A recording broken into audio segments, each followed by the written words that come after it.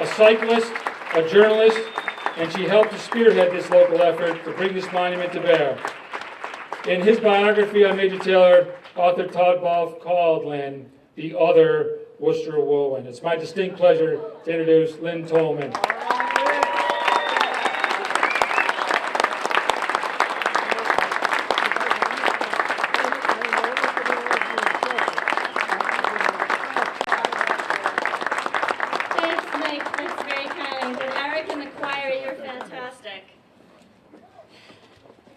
It's been a long road. We're here to honor a great sprinter, but this has been more of a test of endurance than a show of speed. The real testament to Major Taylor's enduring legacy is the collective stature of the people here today.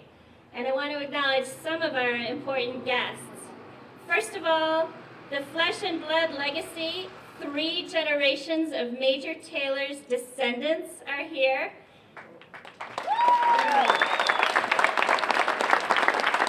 I'll tell you who they are. First, we have Major Taylor's grandson, General Dallas Brown, and his wife, Elizabeth. 3 of Major Taylor's great-grandchildren, Greg Brown, Jan Brown, and Karen Brown Donovan.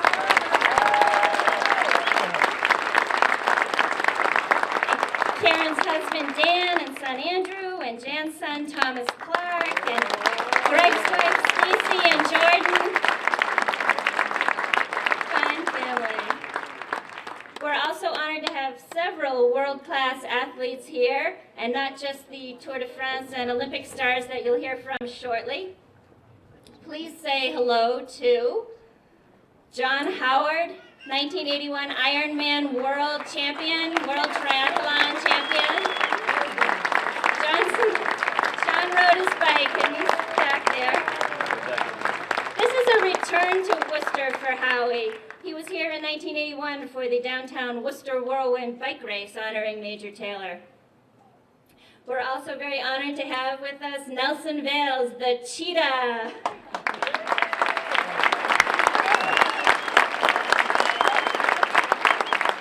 Nelson was the first African-American cyclist since Major Taylor to earn global acclaim. He won a silver medal in track cycling at the 1984 Olympics in Los Angeles. Whoa.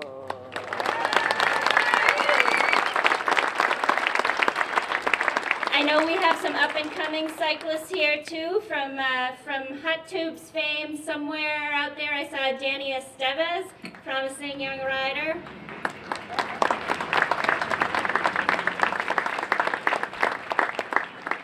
As Mike mentioned, we have a number of elected officials here today. State Representative John Benenda, City Councilor Jeff Smith, Barbara Haller. From the school committee, John Manfredo, Brian O'Connell, Dottie Hargrove. Representative Vincent Pedoni isn't here, but his aide Jim Kirsten is. And when Jim worked for then State Representative Jim Leary, he was instrumental in securing the money for this monument.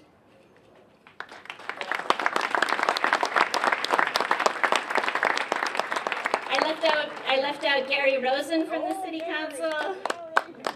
State Rep Jim O'Day is here. Hello to Dick Kennedy, from the President of the Worcester Chamber of Commerce. I believe we also have some other keepers of the flame in the cycling world who are here today. Bill Brunner, the past president of the U.S. Bicycling Hall of Fame.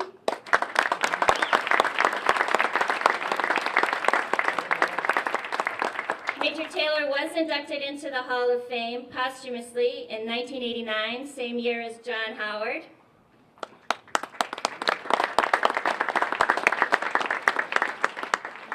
I don't see her, but I believe Terry Longsjo is here. Here she is. Terry Longsjo, wife of the late great Arthur Longsjo, two-sport Olympian in 1956, cycling and speed skating, namesake of New England's premier bicycle stage race, the Fitchburg Longsjo Classic.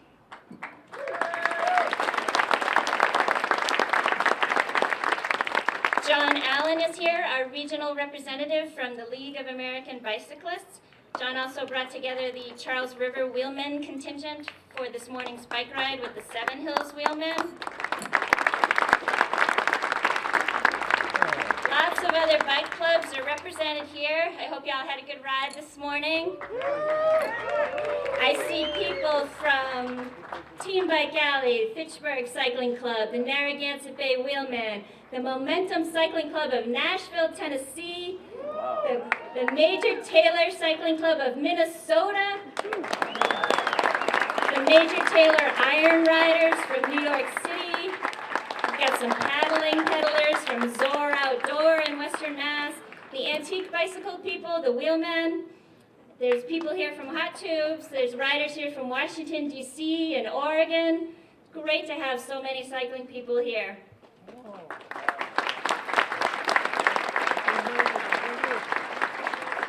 As I said, this finish line once looked very distant. The Major Taylor Association was formed 10 years ago this summer when this part of the library was still on the drawing board.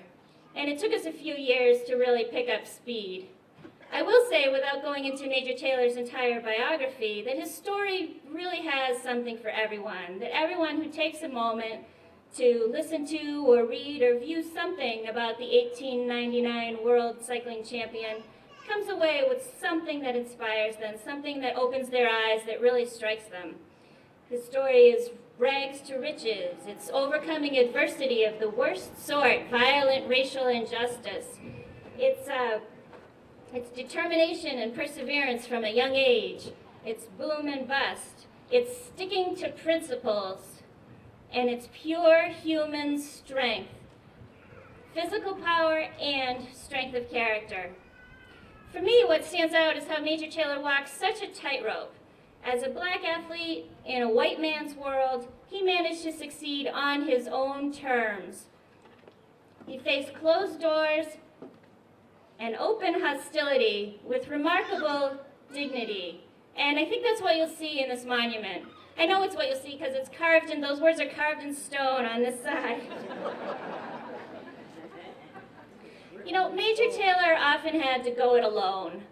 Because of that dreadful monster prejudice, to use his own words, he didn't have allies on the track who could clear a path for him. His opponents often teamed up against him and blocked him in, or worse.